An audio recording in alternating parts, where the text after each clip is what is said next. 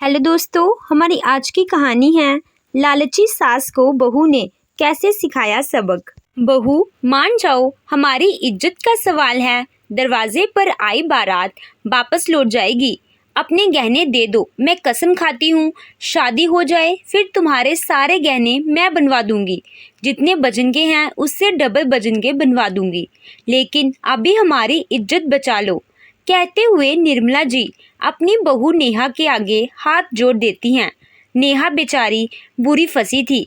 अभी उसकी शादी के 2 साल ही हुए थे। ससुराल आने के बाद यह पहली शादी थी जिसमें उसे अपने सारे गहने पहनने को मिले, और गहने पहनते ही निर्मला जी तुरंत उसे उतारने के लिए बोल दी, क्योंकि लड़के वाले बारात वापस लेकर जा रहे थे, शादी करने के लिए तैयार नहीं थे। गांव समाज में अपनी इज्जत बचाने के खातिर और बेटी की बारात वापस ना हो, इसीलिए निर्मला जी नेहा के आगे हाथ जोड़ गिड़गिड़ाने लगी, उससे उसके सारे गहने मांगने लगी। नेहा को भी कुछ समझ में नहीं आ रहा था। उसके मायके के सारे गहने थे, ससुराल से कुछ मिला भी नहीं था। फिर वह अपने मायके के गहने अपनी ननद को कैसे दे सकती है। सीधी सी बात थी, कोई भी लड़की हो, अपने मायके का, अपने माँ बाप का दिया हुआ सामान उसके लिए बहुत प्यारा होता है। फिर यह तो गहने थे। बाहर हंगामा मचा हुआ था और निर्मला जी लगातार नेहा के आगे हाथ जोड़ उससे गहने निकलवाने के चक्कर में पड़ी थी। बाहर लोगों का शोर और निर्मला जी का सारी औरतों के सामने इस तरह गिड़गिड़ाते हुए नेहा से उसके गहने मांगना, ना चाहते हुए भी नेहा मजबूर होकर आंखों में आंसू लिए अपने सारे गहने निकाल कर दे देती है। निर्मला जी भागते हुए मंडप में गई और सारे गहने चढ़ाकर लोगों को दिखा देते हैं। तब जाकर शादी संपन्न हुई और ऋचा विदा होकर अपने ससुराल चली गई। इधर अपने गहने चले जाने की वजह से नेहा दुखी थी। उसने अपनी माँ को सारी बातें बताई। नेहा की माँ ने नेहा को समझाते हुए कहा था, कोई बात नहीं बेटा, तुम उस घर की बहू, तो ऐसे में तुम्हारा फर्ज बनता था, लेकिन जब तुम्हारी सास ने बोला है तो गहने बनवाकर आज नहीं तो कल देगी। लेकिन धीरे धीरे 1 साल निकल गए। निर्मला जी ने तो पलट के नेहा के गहनों का नाम ही नहीं लिया। नेहा जब भी उनसे कहती, माँ जी मेरे गहने कब बनवाएंगी, इतना सुनते ही निर्मला जी उसके ऊपर चिल्ला पड़ती, आ जाएंगे, बोल दिया ना, बनवा दूंगी। लेकिन कब माँ जी, आपने तो बोला था कि आप 1 महीने के अंदर में ही बनवा देंगी। हाँ बोला था, तुम तो ऐसे पागल हो रही जैसे रोज गहने पहन के घूमूगी। अरे उसे भी तो अलमारी में ही बंद करके ही रखोगी ना। और वैसे भी तुम इस घर की बहू हो, इस घर की इज्जत तुम्हारे हाथ में है, तो गहने देकर तुमने कोई एहसान नहीं किया है। हमने भी अपने गहने अपनी नंदों को दिए हैं, इसलिए ज़्यादा मांग करने की ज़रूरत नहीं है, जब होगा तो बनवा देंगे। इतना सुनते ही रोने लगी नेहा, कोसने लगी अपने आप को, क्यों उसने अपने सारे गहने दे दिए। अपने गहनों के लिए नेहा मन मारकर रह जाती। बार बार वह दबे जबान से निर्मला जी से बोलती भी थी, लेकिन हर बार निर्मला जी उसे डांट देती। नेहा ने अपने पति से भी कहा, लेकिन वह भी नेहा को ही बोलता था, नेहा तुम्हें अभी गहनों की पड़ी है, घर में शादी हुई है, इतने खर्च हुए हैं, थोड़ा तो रुक जाओ। पति तो 1 मिनट के लिए सद्भावना भी दे देते हैं कि बन जाएंगे, लेकिन निर्मला जी वह तो साफ साफ कहती थी, जब पैसे होंगे तो बन जाएंगे, तुमने कोई एहसान नहीं किया है। माँ जी की बातों से कहीं ना कहीं ये लगता था कि वह नेहा के गहने नहीं देंगी। नेहा बेचारी इज्जत बचाने के नाम पर लुट गई।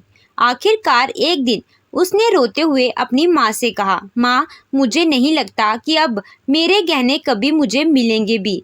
मुझे नहीं पता था कि माँ जी इतनी शातिर दिमाग की हैं, इतनी मीठी चिकन चुपड़ी बातें करके सबके सामने मुझसे गहने ले लिए और अब देने के नाम पर चिल्लाती हैं, कहती हैं मैंने भी अपनी ननद को दिया है। बेटा उन्होंने दिया है कि नहीं दिया है यह तो मुझे नहीं पता, लेकिन वह गहने मैंने बनवाए थे, इसीलिए उस पर तुम्हारा हक था।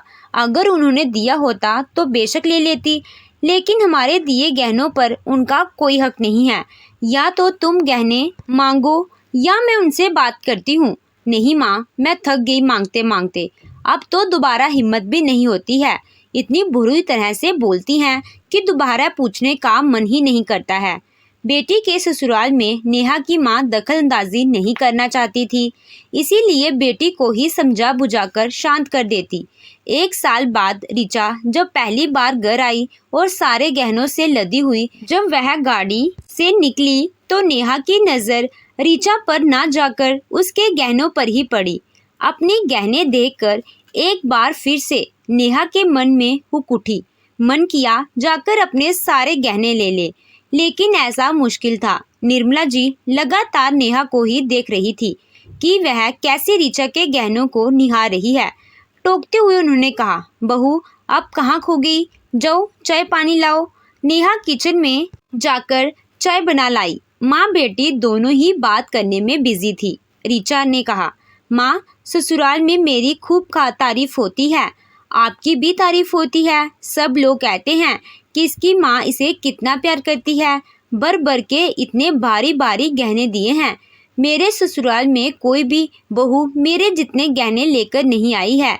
जब मैं सबके मुंह से सुनती हूँ आपकी तारीफ तो मुझे बहुत अच्छा लगता है। बेटी के ससुराल में अपनी तारीफ सुनकर निर्मला जी खुशी से झूम उठी। अरे बेटा, वो मैंने अपना दिमाग लगा दिया, जो ये गहने आ गए, नहीं तो हम इतने कहाँ बनवा पाते। बहू को गहने से लदा देखा तो मेरे दिमाग में आया और जाकर मैंने बहू के सामने इज्जत की दुहाई देते हुए उसके गहने मांग लिए। वो ऐसे बुरी फंसी कि बेचारी को ना चाहते हुए भी गहने निकाल कर देने पड़े। वह तो ठीक है माँ, लेकिन भाभी को गहने भी तो बनवा कर वापस देने पड़ेंगे ना। अरे नहीं बेटा, रात गई बात गई, अब कौन ये गहने बनवाने जा रहा है? 2-4 बार बोला भी उसने, डांट कर भगा दिया। अब वह भूल भी गई, गहनों का नाम नहीं लेगी। नेहा माँ बेटी की बातें सुन लेती है, मतलब जानबूझकर माँ जी ने उसके साथ इतना बड़ा गेम खेला है। रो पड़ी नेहा और रोते हुए अपनी माँ को फ़ोन करके सारी बातें बताती है। बेटी को रोता हुआ देख कुछ सोचते हुए नेहा की माँ ने कहा, एक काम करो नेहा, अभी तो ऋचा रहेगी ना, वह अपने सारे गहने जहाँ भी निकाल कर रखेगी तुम वहाँ से सारे गहने ले लो और देने से मना कर देना। बोल देना उस समय इज्जत बचाने की खातिर मैंने गहने दे दिए थे, लेकिन अब मैं अपने गहने वापस ले रही हूँ। किसी भी कीमत पर गहने मत देना। ये लोग गहने बनवा कर दे, ऋचा को या ना दें उनकी मर्जी। नेहा को भी माँ की बात सही लगी।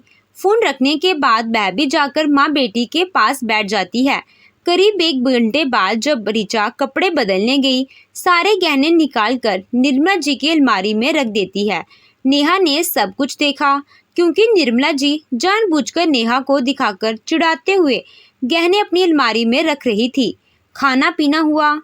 दोपहर को सब लोग सो भी गए। नेहा बस इसी ताक में रहती कि कब निर्मला जी बेटी के साथ कहीं बाहर जाए और वह अपने गहने निकाले। 2 दिन बाद ही निर्मला जी ऋचा को लेकर कहीं गांव में घूमने गई। यही मौका था। उसने तुरंत ही सारे गहने निकाल अपने पास रख लिए और किसी को कुछ बताया भी नहीं। धीरे धीरे 1 हफ्ता निकल गया। एक दिन बगल में ही किसी के घर बच्चे की बर्थडे पार्टी थी, जिसमें ऋचा को भी जाना था।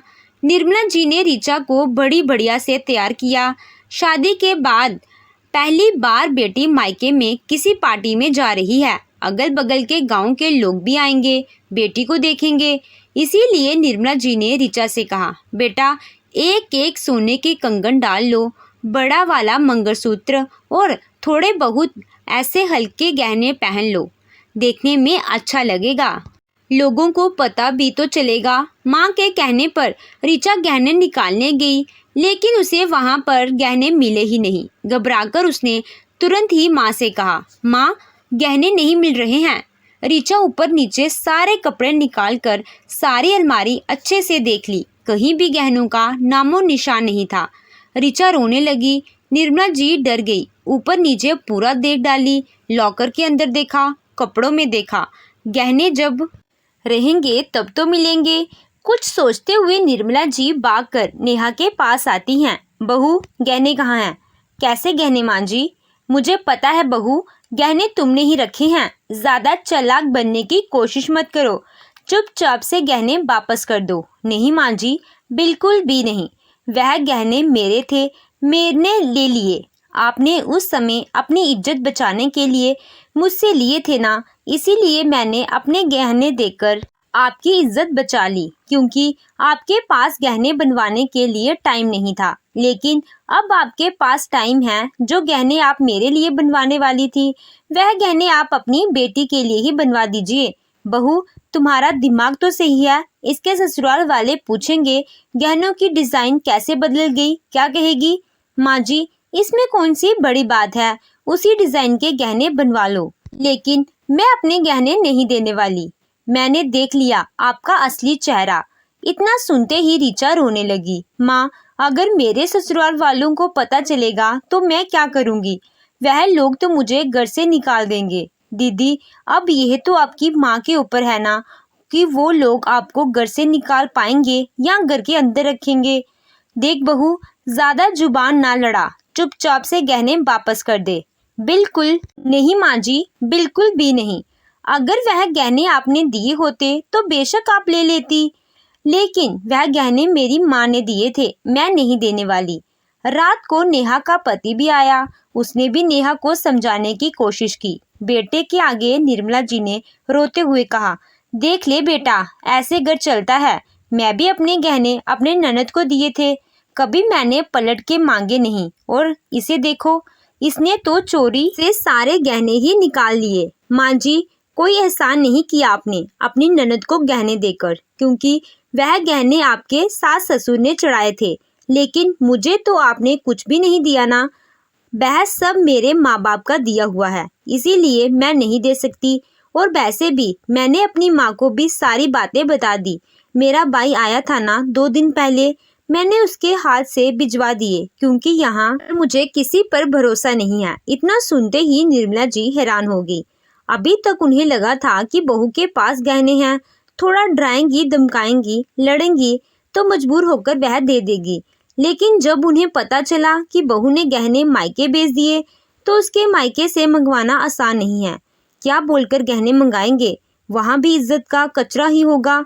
आखिरकार मजबूर होकर निर्मला जी ज्वेलर्स के पास जाती हैं और उसी डिजाइन के गहने बेटी के लिए बनवाती हैं। अब निर्मला जी के पास पैसे भी आ गए थे और टाइम भी मिल गया था। इज्जत की बात थी। नेहा को 1000 गालियां देते हुए, कोसते हुए, बद्दुआ देते हुए उन्होंने गहने तो ऋचा के लिए बनवा दिए, लेकिन नेहा को इस बात की खुशी थी कि चाहे जो भी हो, उसे उसके गहने वापस मिल गए। चाहे भले ही उसके लिए निर्मला जी उससे नाराज हो या खुश हो, नेहा को कोई भी फर्क नहीं पड़ने वाला था। तो दोस्तों, आपको ये कहानी कैसी लगी? कमेंट कर ज़रूर बताइएगा। कहानी अच्छी लगी हो तो वीडियो को लाइक कीजिएगा। चैनल पे नए हो तो चैनल को ज़रूर सब्सक्राइब कीजिएगा। Thank you.